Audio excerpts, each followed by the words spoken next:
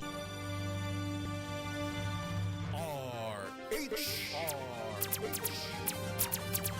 Happy Lunes ang ating oras sa 5:12 na. Dahil ang pamamahayag kailangan laging patas. Ang pagtalakay ng bawat issue dapat laging parehas. Narito na ang balitaan at talakayang hihimay sa punot dulo ng mga issue. Bawat panig ilalahad sa publiko. Programang DZRH Balansyado.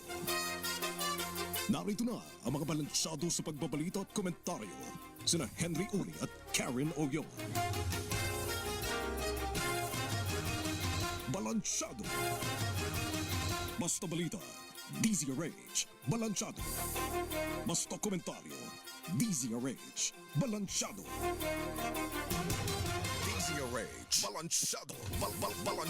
Balansyado. Magandang hapon, araw ng Lunes, June na pala. Ayan, Hunyo 1 taong 2026. At ito po ang ating unang episode sa buwan na ito ng DZRH Balansyado. Live na po tayo sa DZRH Radio, DZRH News Television. Kami pong inyong mga kabalansyado. Ako po si Miss O, Miss Karen Oyong. At sa pangalan ni Henry Uri, ako po si Josa Cruzal. At narito na po ang ating mga balansyadong headlines. DZRH Balansyado. Balansyado. Senator Jinggoy Estrada sumuko na kasunod ng warrant of arrest sa kasong plunder. Halaga ng piso, muntik nang sumadsad sa panibagong record law sa pagpasok ng June. Suspended Senate Sergeant at Arms Mau Aplasca at iba pa ipinasabina ng NBI dahil sa pagtakas ni Senator Bato de la Rosa. Malakihang tapyas presyo sa produktong petrolyo, kasado na bukas. Bilang ng mga nasawi sa pagguho ng gusali sa Angeles City sumampa na sa 13. Mahigit sa 55,000 pulis itatalaga sa Balik Eskwela 2026. Nakatakdang pagbisita naman ng Pangulo ng Vietnam sa Senado, nakansela. Bagyong Domeng nakalabas na ng bansa. At 3 patay, 2 sugatan sa pagsalpok ng truck sa isang puno sa Iloilo. DZRH Balansyado. At ngayon para sa ating mga detalye ng mga balansyadong balita ang ating oras, 15 minuto makalipas ang alas 5 ng hapon, voluntaryong sumuko sa PNP CIDG si Senator Jinggoy Estrada kasunod ng inilabas na warrant of arrest ng Sandigan Bayan 5th Division para sa kasong plunder na walang itinakdang piyansa. Nagugat ang kaso sa umunoy pagtanggap ni Estrada ng 573 million pesos na halaga ng kickbacks mula sa mga proyektong flood control. Sa kanyang pagharap sa media bago sumuko, iginiit ni Estrada na hindi siya hihingi ng proteksyon sa Senado at nakahanda siyang ipagtanggol ang kanyang sarili sa korte. Kaugnay nito, inatasan na rin ng senador ang Senate Secretary na ipatigil muna ang pagpapasahod sa kanya habang gumugulong ang proseso ng batas. Nakatakda namang ikulong si Estrada sa New Quezon City Jail sa Payatas kung saan nakadetain din si dating Senator Bong Revilla. Samantala, nagtungo na rin sa CIDG ang kapwa-akusado ng senador na si dating DPWH Secretary Manny Bonoan para sumurrender.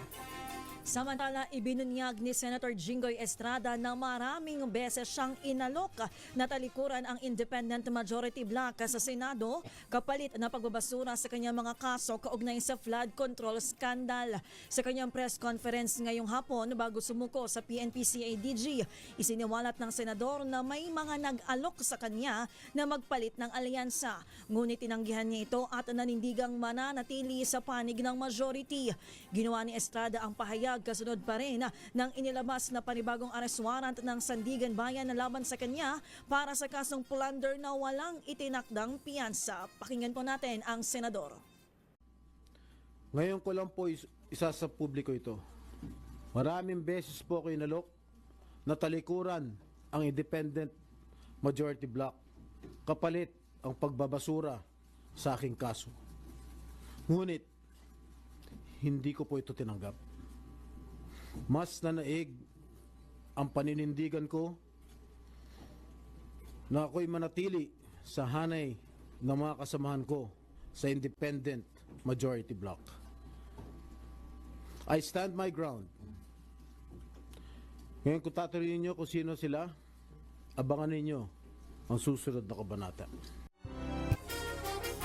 At yan po ang tinig ni Senator Jinggoy Estrada sa kanyang press conference kanina na lamang po.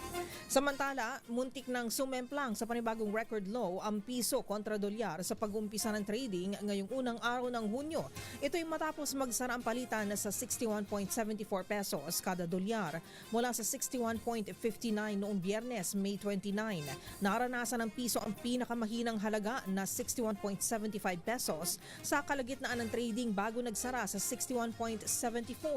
Ang pagsadsad ng piso ngayong Lunes ay halos kaparehas ng naitalang record low na 61.75 noong May 18. Samantalang ipatatawag ng National Bureau of Investigation ang 4 na individual sa gitna ng investigasyon nito sa pagtakas ni Senator Bato de la Rosa. Kabilang dito sina suspended Acting Senate Sergeant at Arms Mau Aplasca at Pasay Police Chief Colonel Joselito De Sesto. Kasama rin sa pinasasabina o pinasabina ng NBI ang tiyuhin ni Senator Robin Hood Padilla si Virgilio Carino at Deputy Chief of Staff ng Senador na si Jean Robles. Ayon kay NBI Director Melvin Matibag, kailangan nilang magpakita sa NBI ngayong linggo. Matatanda ang ni-raid ng mga tauhan ng CIDG at NBI ang bahay ni Carino sa Angeles City sa Pampanga noong nakaraang linggo, pero bigo silang makita kung doon nagtatago si Senator Bato.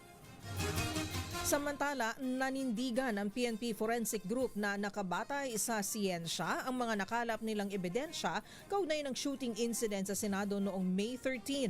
Ginawa ni Director Police Colonel Pierre Paul Carpio o kasunod ng pagkwestiyon ni Senate President Alan Peter Cayetano sa umano'y maling impormasyong na ibibigay kay Pangulong Bongbong Marcos. Matatanda ang tinawag na peke ni Pangulong Marcos ang nangyaring barilan sa loob ng Senado. Samantala na isumite na sa PNP CIDG ang resulta ng eksaminasyon ng Forensic Group at nai-refer na sa Department of Justice. Kumambyo si National Bureau of Investigation Director Attorney Melvin Matibag sa planong pagpapasabina sa may bahay ni Senator Ronald Bato de la Rosa na si Nancy. Ayon kay Matibag, ikinokonsulta pa nila ang bagay na ito sa Department of Justice. Pero idiniin niyang hindi nila itinuturing na suspect ang may bahay ni Bato, kundi para lamang makapagbigay linaw sa usapin. Kasabay nito, sinabi niyang nirerespeto niya ang posisyon ni Senator Ping Lacson matapos nitong sabihing trabahong tamad ang ipasabina si Mrs. De La Rosa para matuntun si Bato. Nilinaw ni Matibag na hindi naman talaga intensyon ng NBI na tanungin si Ginang Nancy kung nasaan ang ICC wanted senator. Paraan niya ito sa pahayag na may bahay sa pamamagitan noon ni Senate President Alan Peter Cayetano na sinamantala umano ni Bato ang barilan sa Senado para makatakas. Pakinggan natin si Matibag.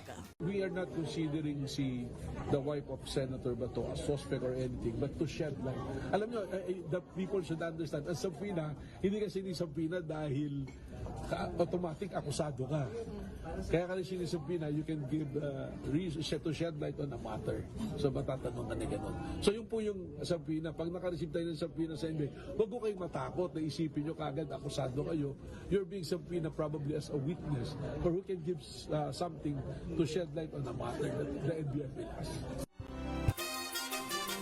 Samantala, kasado na ang malaking tapyas presyo sa produktong petrolyo bukas araw ng Martes. Ayon kay Energy Secretary Sharon Garin, bababa ang halaga ng diesel sa 9 pesos and 26 centavos kada litro, habang 4 pesos and 76 sa gasolina at rollback na 10 pesos and 86 centavos sa bawat litro ng kerosene. Sinabi ng kalihim na maaaring bumaba pa ang presyo depende sa magiging pagtaya ng mga oil companies. Pinaniniwalaan ang rollback ay may kinalaman sa muling pagbubukas ng Strait of Hormuz at ang pag-usad ng usapang pangkapayapaan sa pagitan ng Amerika at ng Iran. Nakuha ng mga rescuers ang ika-13 biktima mula sa gumuhong ginagawang gusali sa Angeles City sa Pampanga ngayong araw. Kinumpirma ng Bureau of Fire Protection Region 3 ang bilang ng mga namatay, habang nasa 7 pa rin ang nawawala at 27 naman ang nailigtas mula sa trahedya. Gumuho ang under construction na 9-story building noong May 24 na ayon sa DOLE ay posibleng may mga paglabag sa labor code gaya ng safety and health standards sa isang construction site. Una nang itinigil ng DOLE Region 3 ang konstruksyon ng gusali, ngunit muli umano itong pinayagang mag-operate nang maipasa na ang mga kaukulang dokumento. Sa ngayon, nagpapatuloy ang search, rescue, retrieval at clearing operations sa lugar. Ipinangako naman ng abogado na may-ari ng gusali na handa sila at ang kontraktor na tumulong sa mga biktima maging sa pamilya ng mga nasawing biktima. Samantala, mahigit sa 55,000 pulis at force multipliers ang itatalaga para sa pagbubukas ng klase sa June 8. Ayon kay PNP Chief General Melencio Nartates Jr., kasado na ang deployment plans ng pulisya para sa 2026 Bantay Eskwela. Pangunahing layunin ng hakbang na masiguro ang kaligtasan ng mga mag-aaral, guro at commuters sa muling pagbubukas ng klase sa susunod na Lunes. Wala namang nakikitang banta ang PNP sa nalalapit na opening ng klase, bagamat inatasan ng mga regional director na mahigpit na ipatupad ang kanilang security at deployment plans. Inactivate na din ng Department of Education ang nationwide Oplan Balik Eskwela program para sa school year 2026-2027. Umarangkada na ngayong araw ang 2026 Brigada Eskwela na may temang bayanihan sa paaralan, nagkakaisa para sa kaayusan at kaalaman. Bukod sa mga guro, magulang at iba pang volunteer, nag-deploy din ang Department of Labor and Employment ng 240,000 na mga tupad worker bilang suporta sa programa. Ayon kay DOLE Secretary Francis Tolentino, bahagi ito ng kanilang hakbang hindi lamang para palakasin ang brigada, kundi para mapasigla rin ang lokal na ekonomiya. Sa panig naman ng Teachers Dignity Coalition, sinabi ng kanilang National Chairman na si Benjo Basas na malaki ang may tutulong sa brigada ng tupad workers.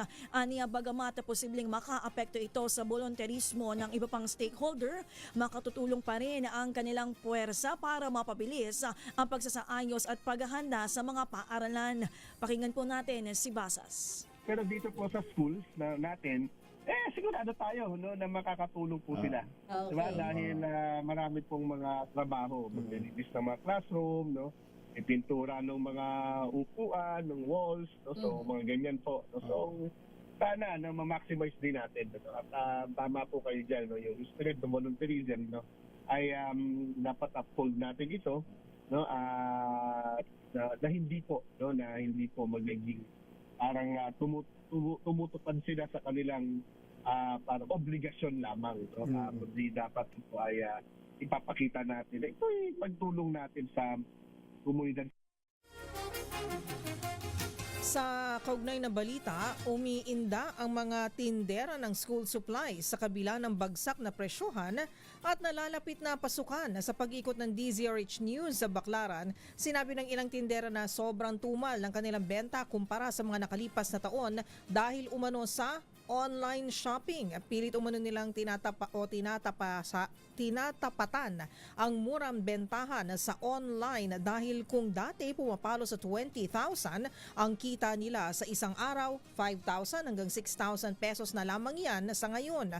Ang notebook bumaba ang presyo sa 15 pesos habang 20 pesos kada piraso mula 25, 180 naman ang isang balot na may 10 piraso mula sa dating 200. Ang lapis at ballpen, 10 pesos hanggang 15 pesos kada piraso. 120 naman ang 24 na piraso ng Crayola habang 45 pesos ang waluhan. Ang pambura, 15 pesos bawat isa, 55 pesos ang pentel pen, 25 naman ang glue o pandikit na buy one take one habang 80 pesos hanggang 150 naman ang pencil case. Ang school uniform, 120 hanggang 250 pesos depende sa laki. Ang sando, 50 to 100 pesos habang ang shorts at pants na pamasok ay 120 to 180 pesos. Sabi ng mga tindera, maski ang school uniform hindi na raw patok ngayon dahil karamihan sa mga lokal na pamahalaan may palibre nito sa mga mag-aaral. Kanselado ang nakatakdang pagbisita sa Senado ngayong araw ng Pangulo at Communist Party General Secretary ng Vietnam. Ito ang napag-alaman mula sa Senate's Office of International Relations and Protocol. Ayon sa opisina, nagpasya ang Vietnamese government na kanselahin ang schedule ni President Tolam sa mataas na kapulungan sa di na binanggit na kadahilanan. Kasama sana sa aktibidad ang planong meeting ng Vietnamese leader kay Senate President Alan Peter Cayetano. Si President Lam ay dumating sa Maynila kahapon para sa 2 araw na state visit. Ito ang kauna-unahang state visit ng top party leader ng Vietnam sa Pilipinas. Ang ating oras sa 5:27 na po ng hapon, babalikan po natin ang ilan pa sa ating mga may init na balansyadong balita. Kami pong inyong mga kabalansyado. Ako po si Miss O, Miss Karen Oyong. At ako naman po si Josa Cruzal. Ang ating oras sa 5:28. Ang oras na yan ay hatid sa inyo na. At ongoing po ang press conference ni DILG Secretary John Vic Remulla kaugnay pa rin po sa pagsuko ni Senator Jinggoy Estrada sa warrant of arrest laban po sa kanya para sa kasong plunder. Narito't pakinggan po natin siya. Wrong answer in this. As soon as I got the warrant, I acted on it.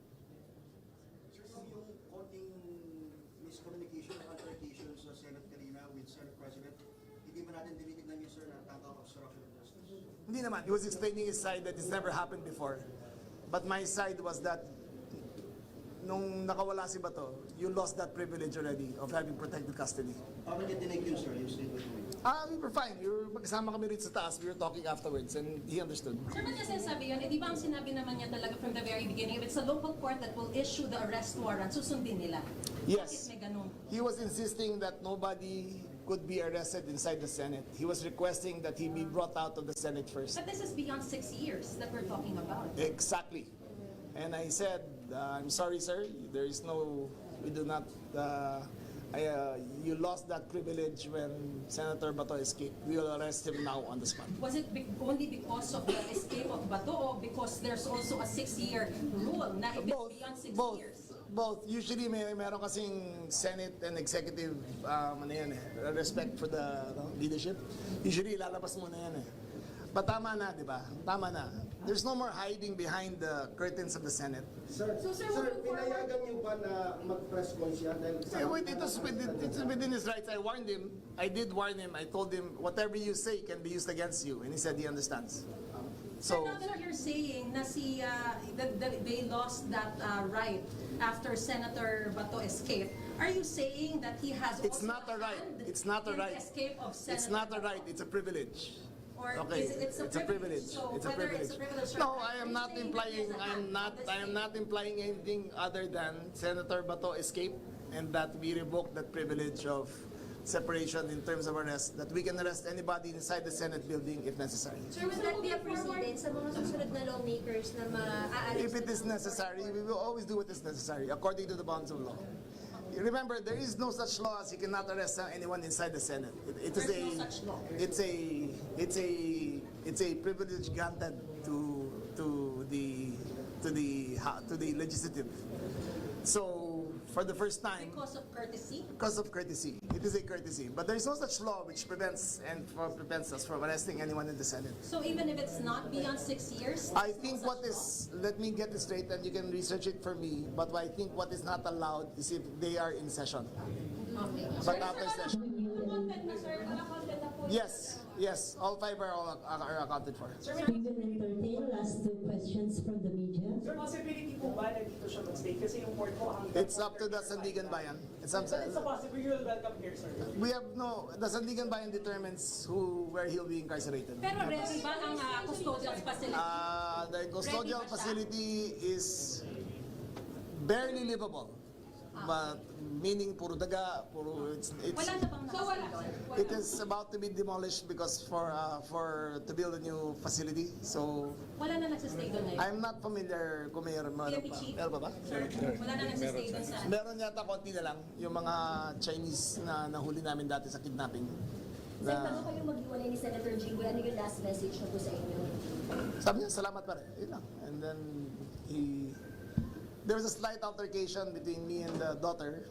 She She gave me the dirty finger and cursed at me. I said, it's okay. I understand you're emotional. Sino pong daughter? I don't know which one. I don't know. But I said it was nothing personal. Naging emotion lahat. Okay, thank you very much. All details. Thank you. Please Thank you. request for the mugshots. No, not yet. Why? We will release it on time. And the process, they took the pictures 5 minutes ago, so they can't release now. Thank you. Thank you very much. Thank you very much. And that concludes DZRH, balansyado, balansyado. Inyo pong napakinggan at napanood ang press conference ni DILG Secretary John Vic Remulla sa Campo Crame, kung saan hindi man po natin nasimulan at makuha yung buong konteksto. Siguro hihingi tayo ng update kay Edniel Parosa na narinig naman po natin na isa sa mga reporters na nagtatanong kanina. At yung naabutan po natin nung nag-live na po tayo ay tungkol sa issue naman ng kumbaga sitwasyon ni Senator Bato de la Rosa, at narinig natin ang usapin na tungkol sa pagkumpara sa pribilehiyo at karapatan ng isang legislator, isa pong mambabatas, dahil nilinaw ni Secretary John Vic Remulla na wala umanong nakasaad sa batas na pinagbabawal silang mag-aresto ng isang mambabatas kung meron pong outstanding warrant galing po sa korte, if that senator or that lawmaker is inside or outside or within the vicinity of the Senate building. At nilinaw niya po na siguro dahil because of that privilege ay nabibigyan lang po sila ng kortesiya, ika nga. So hihintay natin si Edniel Parosa para sa buong konteksto ng naging press conference na yan. At of course, kung ito pa ay kanilang iniugnay rin sa naganap po na pag-surrender naman ng isa pang senador, si Senator Jinggoy Estrada, para sa kanyang kinakaharap na kaso naman na plunder. Alright, balikan po natin ang ating mga balita. Ang ating oras 5:41, nasa higit 85,000 na individual o mahigit 17,000 na pamilya naman ang naapektuhan ng pagbaha sa Bangsamoro Autonomous Region in Muslim Mindanao o BARM dahil sa bagyong Domeng. Ayon sa pinakahuling ulat ng NDRMC, nakapagtala ng pagbaha sa hindi bababa sa 37 ng mga lugar sa buong rehiyon. Sa kabila nito, wala pa namang inilikas ng mga residente sa mga evacuation center. Samantala, iniulat din ng ahensya na umabot na sa 3.4 million sa mga infrastruktura sa BARM dahil sa pananalasa ng bagyo. Kaugnay niya, nakalabas na ng bansa o ng Philippine Area of Responsibility ang Typhoon Domeng. Ayon sa DOST Pag-asa, nag-exit si Domeng sa PAR kaninang 11:30 ng umaga. Bago lumabas ng PAR, humina ang bagyo habang kumikilos patungo pahilaga malapit sa Okinawa, Japan. Ang sentro ng mata ni Domeng ay tinatayang nasa 710 kilometers hilagang silangan ng Itbayat, Batanes. Taglay nito ang lakas ng hangin ng 120 kilometers per hour. Malapit po yan sa gitna at pagbugso na aabot sa 150 kilometers per hour. Si Domeng ang ika-4 na bagyo sa bansa ngayong taon. Samantala, balikan na po natin ang Campo Crame kung saan isinagawa kanina ang press briefing ni DILG Secretary John Vic Remulla. Nasa linya na natin si RH52 Edniel Parosa. Go ahead, Edniel. Kay lahat ng 5 akusado sa kasong plunder na inihabla ng Ombudsman sa Sandigan Bayan at inisyuhan niya kalaunan ng arrest warrant ay na-account na o hawak na ng otoridad hanggang sa mga hapong ito. Kinumpirma ni Interior Secretary John Vic Remulla na pasado alas 5 ng hapon mula rito sa Campo Crame ay dinala na o papunta na sa Sandigan Bayan para humarap sa korte yung isa sa mga akusado na si Senador Jinggoy Estrada, matapos itong personal na humarap sa headquarters ng Criminal Investigation and Detection Group dito sa Campo Crame. Si Secretary o former Secretary Manny Bonoan ng DPWH na kanina'y binanggit din natin na sumuko dito sa CIDG NCR Field Unit ay inilagay muna sapagkat nang sumalang siya doon sa kaukulang medical procedures na mga din ng booking bago itong pagharap sa korte ay nakita ng mga tauhan ng Philippine National Police na hindi pa fit for trial o humarap sa hukuman itong si former Secretary Bonoan. Dahil dito ay pinayagan ni Secretary Remulla at ang PNP na manatili ang dating kalihim dito mismo sa PNP General Hospital sa loob ng Camp Crame. Pero maliban sina Jinggoy at Bonoan, ang lahat ng tatlong kapwa nila akusado ay all accounted for na. Dalawa yung nandoon na sa Sandigan Bayan, isa yung on the way na rin kasama ni Senator Jinggoy. At ito nga binamagit natin na former DPWH Secretary ay naka-hospital arrest sa mga oras na ito. Kanina ay kapansin-pansin sumama hanggang dito sa PNP HQ si Senate President Alan Peter Cayetano at instab yung kanilang mga trabaho doon sa mataas na kapulungan ng Kongreso. Nating tanungin si Secretary John Vic kung ano yung ginagawa dito.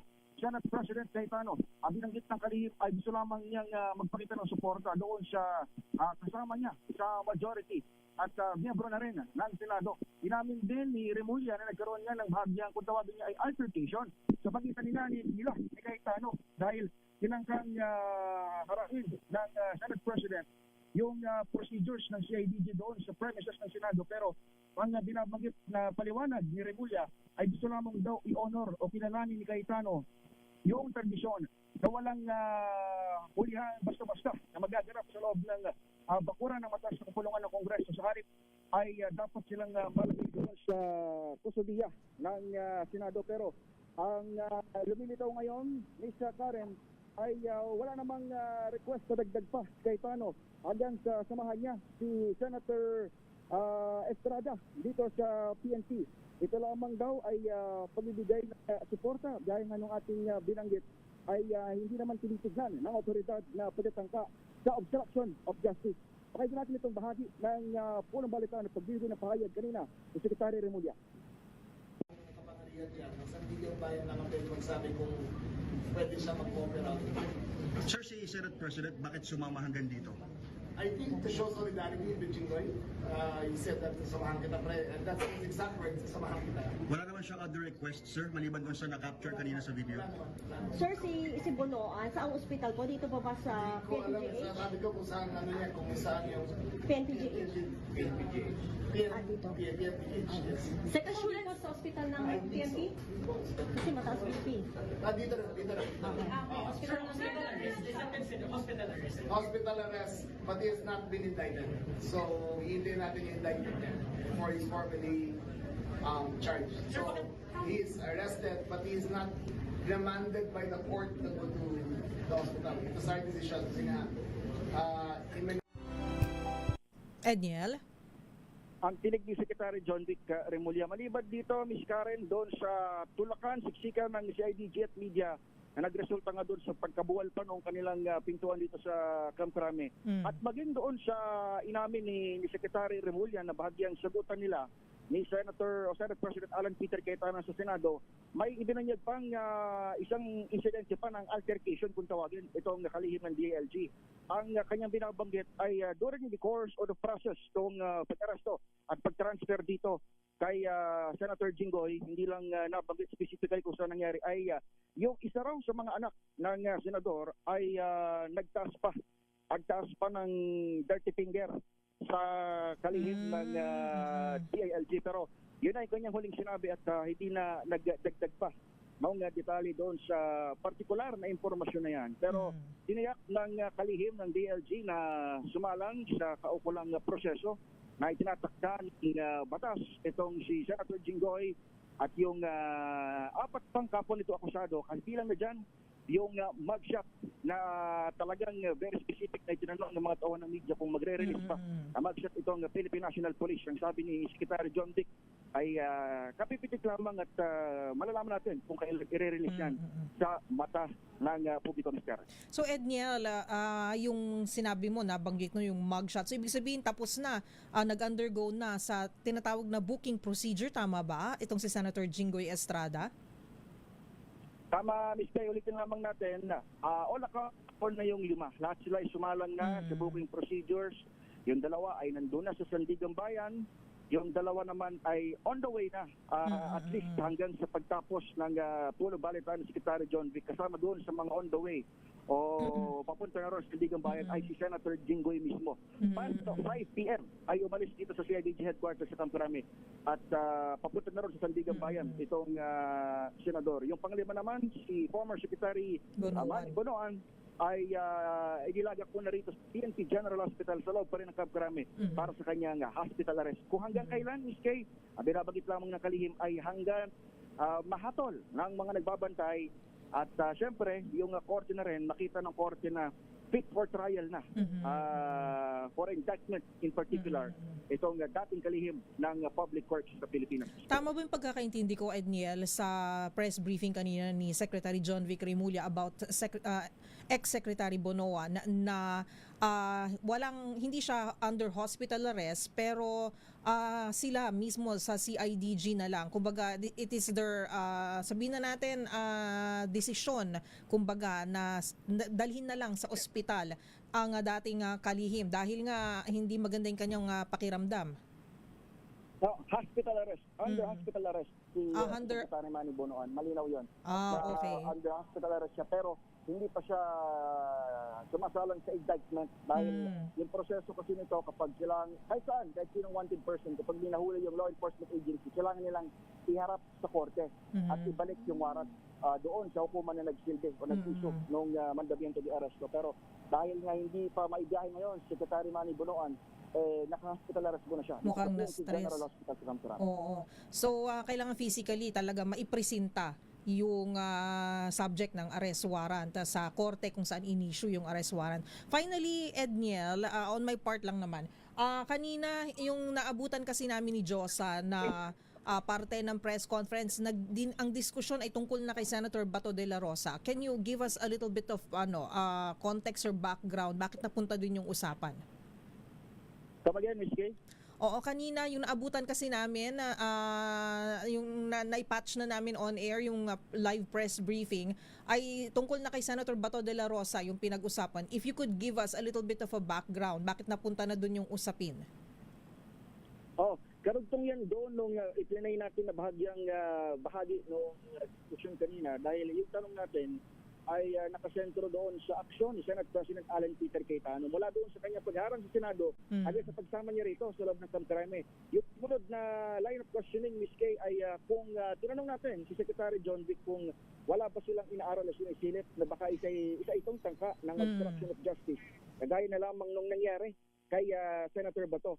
Kung maalala mo, Ms. Karen, ay nakatakas mula sa protective custody ng Senado si Senator Ronald De La Rosa sa kasagsagan nga ng mga insidente noong May 13 hanggang May 14. Napunta na yung usapan sapagkat ang binabanggit ni Secretary John Vic Remulla doon sa pag-uusap nila ni Senate President Alan Peter Cayetano ay idiniin ng kalihim sa pinuno ng Senado hindi na magagamit pa ng mataas na kapulungan ang kanilang privilege na parliamentary immunity ng basta-basta o yung hindi pag-aresto doon sa kanilang miyembro, lalo pat na sa loob ito ng Senado. Malinaw na sinabi ng kalihim Ms. Kay na hindi naman ito nakasaad sa batas at ito ay isa lamang courtesy of privilege na hinayaan sa mga nakalipas na panahon dahil na naman hala ng taong bayan yung isang senador at talagang bahagi na ng tradisyon at paggalang na kung meron mang senador atraso o wanted ng o subject ng warrant of arrest ay hindi maaaring daputin lalo na kapag ongoing session o yung plenary sa mataas na kapulungan ng Kongreso. Dahil sabi nga ni Secretary John Vic Remulla katakas si Senator Bato under Senate protective custody ay malamang hindi na ito mapahintulutan pa ulit ng law enforcement agencies from here on o mula ngayon hanggang sa mga sunod na pagkakataon. Okay, ang daming ganap dyan ngayon. Edniel, maraming salamat sa iyong update. Isa sa mga dapat malaman bagamat in advance na ni Kuyang Bal Gonzales ay kung saan i-commit yung 5 na akusado sa flood control measures, particular doon sa warrant na plunder at kung lahat sila ay doon nga sa Quezon City Jail. Pero kung baka siguro may nagtatanong dahil ang tinitingnan ko yung orasyon mag-alas 6 ng gabi hanggang 4:30 lamang ng hapon kung di ako nagkakamali itong 5th Division ng Sandigan Bayan. Kung eventually ipapasauli rin dito sa General Headquarters ng PNP o National Headquarters yung 5 yon ay sabi ng PNP well, kung gusto nila, kung kaya nila, ay bukas yung custodial center. Pero again, kagaya nung una kong report, kaya kayo makalma kanina, itong PNP custodial facility dito sa Camp Crame ay under construction pa o under renovation. Kaya kung sakali man na dito, ay good luck na lamang doon sa mga Risk na nila yan. Malamang sa malamang o yung Sandigan Bayan yung mag-issue ng commitment order, eh doon na ipalagak sa may Quezon City Jail sa may Payatas area, Miska. Okay. Maraming salamat, Edniel. Wala rito sa Campo Crame sa Bagay Quezon City. Ako si Edniel Parrosa, DZRH. Una sa Pilipinas. Una sa Pilipino. Maraming salamat, RH52 Edniel Parosa. Flash Report. Flash Report! Siyam na poste ng kuryente sa barangay Tawiran dyan po sa Obando, Bulacan nabuwal dahil sa lakas ng hangin. Nandun si RH6 Sherwin Alfaro. Sherwin. Go ahead, Sherwin. Sherwin. Okay, babalikan natin si Sherwin. Ukol nga dyan sa siyam na pose ng kuryente sa barangay Tawiran, Obando, Bulacan nabuwal. So, ibig sabihin, brownout malamang, no? Sa sobrang lakas ng hangin, baka nasira ang linya ng komunikasyon. Mamaya babalikan natin si RH6 Sherwin ng Bata Alfaro. Flash Report. Flash Report! Ating oras 5 minuto bago po alas 6 ng gabi. Magbabalik po tayo. Nagpapasalamat.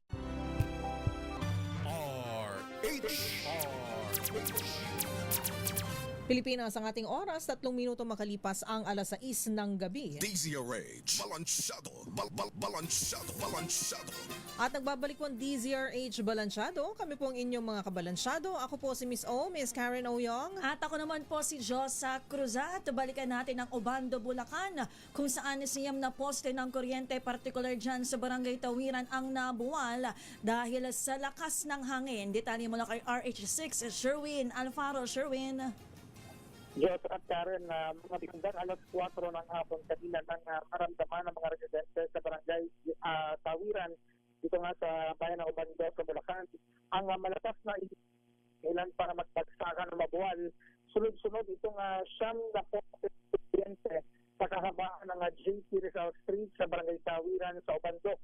Dahil dito ay pansamantalang sarado sa lahat ng uri ng trapiko itong kahabaan ng JP Rizal sa bahagi ng barangay Tawiran sa Obando, Bulacan, nang magbagsak malalaking poste na kung makikita magbuhan o hindi ganong lalim yung mga ng mga bungad o yung pinakaunang poste na bumagsak nga para sa mga kalsada. Kung makita mo yung manipis o masyado maliit yung pinaka nakabaon doon sa ilid ng simentadong bahagi ng kalsada. Itong kalsadang ito napapaligitan ng magkabilang side ng palaisaan. Yung pinakapuno ng pagkakatanim ng mga paanan ng poste halos sa ilang dangka lamang. Kaya siguro para maging mabilis na mapagpasak ito ng malakas na ihip ng hangin kanina. Sa ngayon, marami nagtatanong kung maaari bang makadaan kahit ang mga motorsiklo o bisikleta sa naturang daan. Yung mga bisikleta siguro, pero yung mga motorsiklo nga shanto na sunod na sa at hanggang rin ng mga studente dito nga sa barangay Tawiran yung servisyo ng kuryente sa naturang habang hindi pa natatapos itong gagawing isasagawang clearing sa naturang pagkukumpulin itong ibang poste dahil may tension na wires itong nakakabit dito at maaaring maging makapamintsala o makapamatay ng mga tao na maaaring dumikit o madikit dito nga sa naturang kuryente. Kaya iniiwasan o inaabisuhan mo na ang lahat na umanap muna ng alternatibong ruta kung kayo gagawin dito sa bahagi nitong JP Rizal sa bahagi ng barangay Tawiran ng Obando. Mahal nyo munang gamitin yung Osmeña Street bilang alternative dito nga sa naturang kalsada ng JP Rizal. Pansamantala habang nangyayari o sinasagawa itong clearing o paglilinis, pag-aayos ng mga nabuhal na poste ng kuryente. Yan ang DZRH News, RH6, Sherwin Bata Alfaro, DZRH, una sa Pilipinas, una sa Pilipino. Maraming salamat, Sherwin Bata Alfaro. DZRH, balansyado, balansyado. At ang ating oras, 6 na minuto, makalipas ang 6:00 ng gabi. Puntahan naman natin ang Sandigan Bayan kung saan ang balita ay dumating na si Senator Jinggoy Estrada sa Sandigan Bayan. At naroroon, joining us via Zoom, si RH5 Val Gonzales. Val, go ahead. Ilang minuto, Miss Karen, ilang minuto pa lamang yung nakalilipas ng makarating na dito sa Sandigan Bayan 5th Division, dito sa ikapat na palapag ng tanggapan ng Sandigan Bayan itong si Senador Jinggoy Estrada. Gwardyado ng mga tauhan ng Criminal Investigation and Detection Group itong si Senador Estrada nang lumabas ito doon sa isa sa mga elevator nitong Sandigan Bayan. Kasama nitong si Estrada, nating nakita yung kanyang anak na si Yusek Janela Estrada, yung kanyang kasama nang lumabas. Yun yung inyong nakikita dyan sa ating video. Yan yung kanyang paglabas. At paglabas ay pumasok na ito dito sa may pinaka-courtroom ng 5th Division ng Sandigan Bayan. Sa mga oras na ito, kung inyong makikita dyan sa ating live feed, Miss Karen at Josa ay nasa loob ng courtroom itong si Senador Jinggoy Estrada. Kasama pa rin yung kanyang 3 miyembro ng pamilya. I assume na 3 miyembro ng pamilya dahil yung isang nakita ko ay itong si Yusek Janela Estrada, yung isa dun sa kanyang kasama. At bukod pa ito dun sa mga tauhan ng PNP CIDG, isinasagawa ngayon itong proseso o booking process dito sa loob ng Sandigan Bayan dahil bilang bahagi ng pagbabalik ng yung return of warrant ay Oo, Val? Bakit parang paatras ka? Lumabas ka na sa courtroom. Patras ako dahil pinapalabas ba ang media? Nakapayubay lamang. Oo, napakaraming mga miyembro ng media rito. Nung nakalipas na araw nagkaroon pa ng balyahan ng bardagulan dito sa lugar. Any moment from now ay lalabas na itong si Senador Jinggoy Estrada. Sinyalis itong aking nakikita na mukhang tapos na yung process, booking process. Kaya eto, ipapakita ko rin sa inyo itong si Senador Jinggoy Estrada, nakaupo siya dun sa tabi, gawing kanan kung ikaw ay pagpasok dito sa anong kulay? Siya yung nakaputi, Val? Correct, siya yung nakakulay puti na polo. Polo barong. Polo barong ba yung suot niya? So, So, Val, so katabi niya, tama ba? Yung sinabi mong mga yung mga nakaitim na jacket tsaka naka-face mask, tama ba? So, ano to? Pamilya niya ba to? Pamilya mismo. Dahil yung isa ay itong si Undersecretary Janela Estrada. Yan yung kanyang anak na babae. Yan dating nag-busy alkalde ng lungsod ng San Juan. Yan yung kasama. Ito. So pagkatapos pala dyan, Val, ano na ba ang susunod na hakbang? Ito, ayusin lang natin itong ating camera. Ang susunod na mangyayari dito, Miss Karen, ay ipatutupad na yung commitment order dahil kanina ay binanggit na rin sa atin ng 5th Division ng Sandigan Bayan na yung commitment order ang itinakda ng korte ay dalhin itong si Senador Estrada doon sa New Quezon City Jail sa Barangay Payatas, Quezon City. Ito yung bagong city jail ng lungsod ng Quezon na kung saan nakakulong din itong si dating Senador Bong Revilla Jr. Yun din siya dadalhin na Miss Karen, itong si Senador Jinggoy Estrada At yung nakikita ko pa lamang dito, Ms. Karen, itong mga tauhan ng Criminal Investigation and Detection na group, usually kapag ganito isusundin siya nung isang facility, jail facility, kung saan itinakda ng korte, kung saan ikukumit o kung saan ipipiit itong isang akusado habang dinidinig yung kanyang kaso. Tauhan ng Bureau of Jail Management and Penology dito sa lugar, Ms. Karen. Pero yung binanggit sa amin kanina verbally, bagamat hindi pa namin nakikita yung commitment order mismo, yung dokumento mismo, itong si Senator Jinggoy Estrada ay dadalhin sa New Payatas o New Quezon City Jail dyan sa lungsod ng Payatas.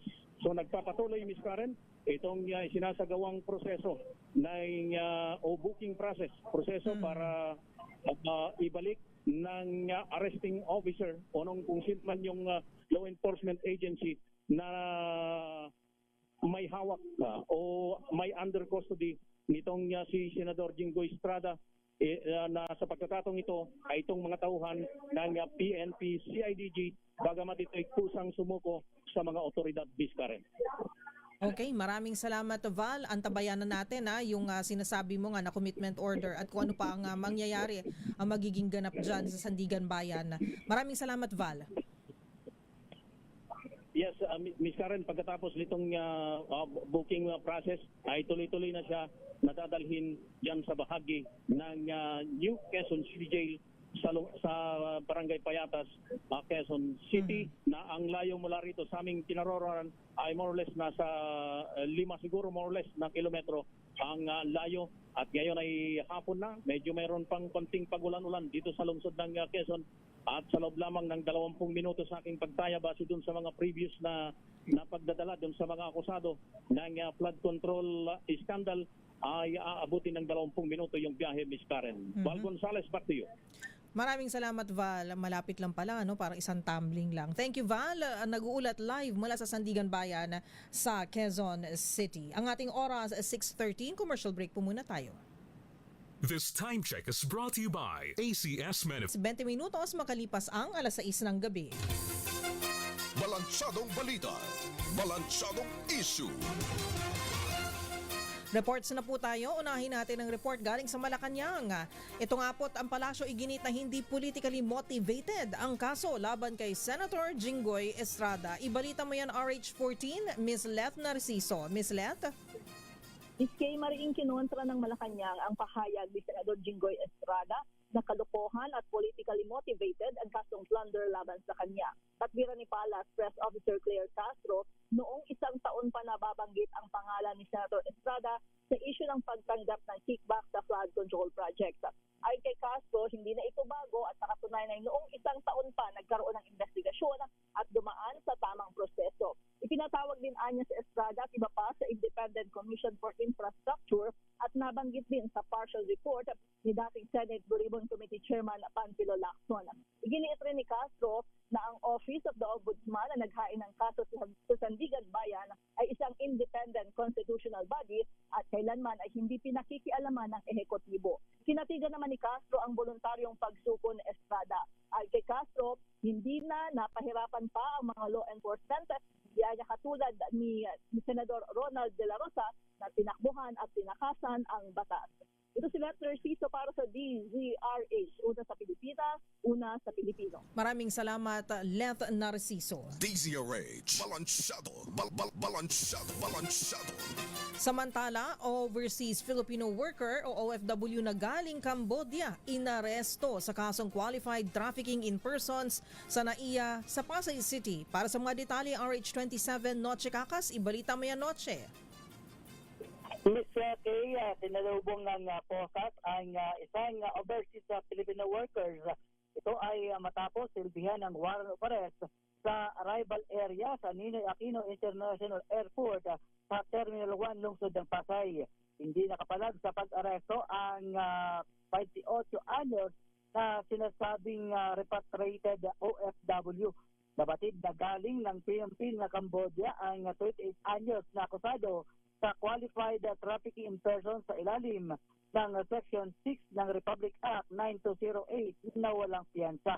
Iturn-over na ng PNP Aviation Security Group sa CIDG Benguet Provincial Field Unit para sa legal proceedings ang akustado. RX 27, Lusikara, DCRH, una sa Pilipinas, una sa Pilipino. Maraming salamat. Maraming salamat, Noche Kakas. DZRH, balansyado, balansyado. Samantala, mahigit 35.4 na milyong pisong halaga ng smuggled na sibuyas at bawang natuklasan sa isang cold storage facility sa Nueva Ecija. RH25, Grace Ansano, ibalita mo yan, Grace. Karen, nasa 35.4 milyong halaga ng hinihinalang smuggled agricultural products ng onion at garlic mula sa China at Holland ang pinasok kanina ng Bureau of Customs at NBI sa bayan ng Talavera sa Nueva Ecija. Pinangunahan ni na BOC Commissioner Ariel Nepomuceno at NBI Director Melvin Matibag. Nasa 6,000.088 ang small yellow bags na onion mula sa Holland. Aabot naman sa 1,080 sa big yellow onions mula sa China at 3,780 bags na red onion mula sa China at nasa 12,350 bags na garlic mula sa China. Ito ay may estimated value halaga nga na 35,437,000.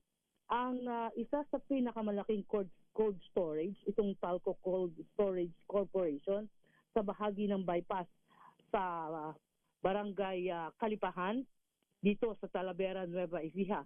Bagamat hindi pa pinangalanan at natukoy kung sino nga ang nagmamay-ari nito at magpapatuloy daw ang investigasyon ayon pa kay Nepomuceno.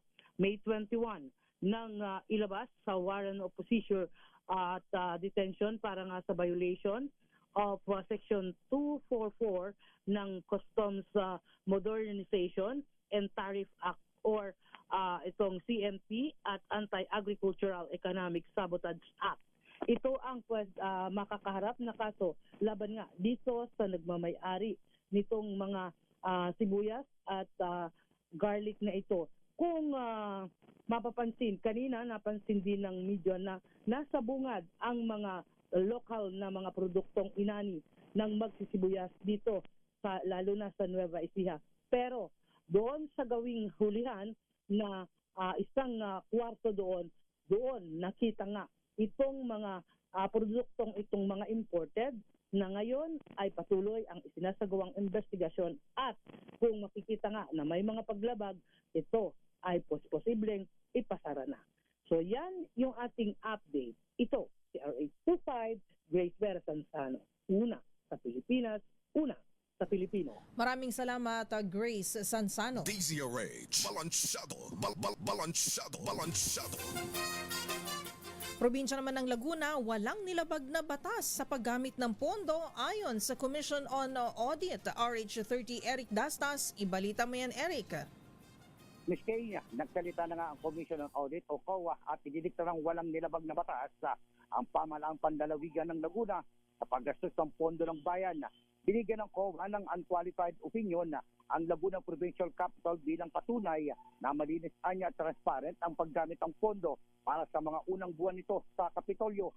Pinatunayan lang nito ang administrasyon ni Governor Sol Aragones ay masinop at responsable sa paggamit ng pondo ng bayan.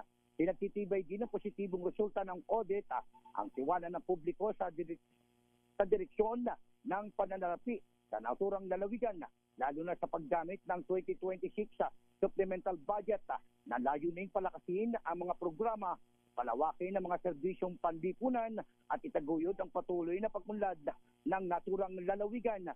Kabilang sa mga bagong programa ni Governor Aragones ay ang pamimigay ng mga karneng manok, kasama na dyan ang mga gulay at mga isda. Na-turnover na rin ang incubator sa District Memorial Hospital sa Pangil, Laguna at susunod na rin ang iba pang mga ospital sa naturang lalawigan. Ito si Eric Testas para sa DZRH, una sa Pilipinas, una sa Pilipino. Maraming salamat RH30, Eric Dastas. DZRH, balansyado, balansyado. US, binomba ang military sites ng Iran habang tinamaan naman ng missile at drone ang Kuwait. Para sa ating balitang foreign, ibalita mo yan, Jackie Resio. Binomba ng Estados Unidos ang radar and drone control ng Iran matapos pabagsakin ng Tehran ang isang American MQ-1 Predator drone nitong weekend. Ito ang inanunsyo ng American military habang kinilala naman ng Iran na sila'y naglunsad ng retaliatory strike at nagkaroon naman ng pag-intercept ng drone at missile fire ang Kuwait. Kasabay ang lahat ng ito ng isang linggong ceasefire deal at mga pagpupulong para mapalawig pa ito. Dahil din dito, nananatili ang pagharang ng Iran sa Strait of Hormuz na patuloy nagdudulot ng krisis sa langis sa pandaigdigan. Samantala, patuloy ang pagtindi ng laban sa gitnang silangan matapos palawakin pa ng Israel ang pagsakop sa Lebanon sa Litani River. Sa kabila rin ng mga nagpapatuloy na ceasefire deal, una nang sinabi ni US President Donald Trump na hindi siya nagmamadali magkaroon ng kasunduan sa Iran hanggat hindi nasusunod ang kanilang kagustuhan na mawala ang nuclear weapons ng Iran. At yan ang balita mula sa ibayong dagat. Ito si Jackie Resio ng DZRH, una sa Pilipinas, una sa Pilipino. Maraming salamat, Jackie Resio. DZRH, balansyado. Impeachment trial naman makatutulong para ma-assess ng mga Pilipino si VP Sara sa pagtakbo nito sa 2028. RH12 Milky Rigunan, ibalita mo yan manang Milky. Ang impeachment trial ni Vice President Sara Duterte ang magiging basihan ng mga Pilipino kung karapat-dapat ba o hindi na ikonsidera na iboto sa 2028. Sagot ito ni House Lead Prosecutor Jervil Luistro sa tanong kung ano ang significance ng impeachment proceedings sa intensyon ni VP Sara ang kumandidato bilang Pangulo. Ayon kay Luistro, dahil nagpahayag na ng kanyang intensyon si VP Sara na tumakbo sa 2028, magiging basihan ang impeachment trial kung karapat-dapat ba siyang ihalal at pagtiwalaan ng mga botante. Sabi ni Luistro, maraming katangian si VP Sara na tila kulang sa paghawak sa pinakamataas na posisyon sa gobyerno.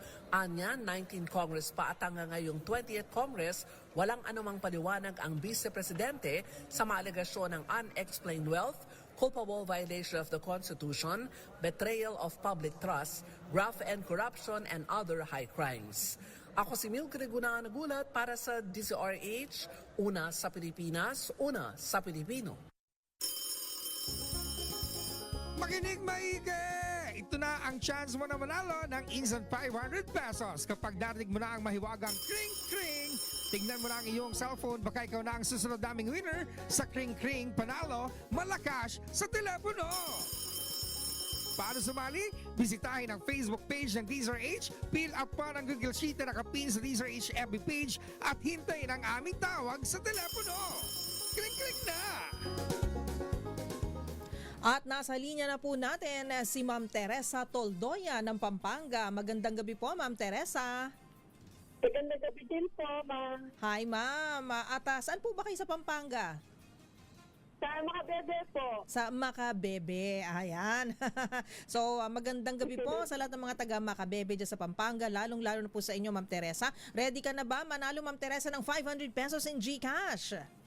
Ready na po, ma'am. Ayun. Okay, Ma'am Teresa, ito pong ating katanungan. Sagutin mo lamang po ito. Ano po ang kauna-unahang radyo sa Pilipinas na inyong pinakikinggan, inyong paborito, at numero 1 sa mga taga Makabebe, Pampanga, Ma'am Teresa? DZRH po, ma'am. Ayun. Number 1 po dito sa Pampanga. Thank you, ma'am. Ayan. At number 1 din po kayo sa amin. Maraming salamat. Kumusta po ang panahon dyan? Maulan po ba, ma'am? Maulan po, ma'am. Naku, ingat-ingat ka, ma'am, ha? Huwag po masyadong magpapabasa sa ulan. Baka magkasakit. Thank you, Ma'am Teresa. Congratulations. Nagkasakit na. Ayan, sana gumaling po kayo agad. Ayan, si Ma'am Teresa Toldoya ng Pampanga nanalo ng 500 pesos sa ating DZRH Kring-Kring Panalo. On-air promo po natin yan. Antabayanan po sa mga susunod na programa. Magpapamigay pa po tayo ng 500 pesos in GCash. At hanggang dito na naman po ang ating programa, DZRH Balansyado. Sa ngalan po na aking partner na si Henry Uri. Ako po si Miss O, Miss Karen Oyong. At syempre salamat din kay Josa sa kanyang pag-sit-in sa ating programa ngayong hapon. At of course, susunod na po ang Usapang Legal with Attorney Cam and Thea Petro Corpus. Ano bang kanyang pag-uusapan? Alamin ang kaso ng estafa. Aba, ang magkumare. Merong pagkikwentuhan ang mga may kasong estafa. Susunod na po yan sa ating susunod na programa, ang DZRH Usapang Legal. Hanggang dito na lamang po tayo. See you tomorrow. Ang ating oras, 6:32. Bye! Ang oras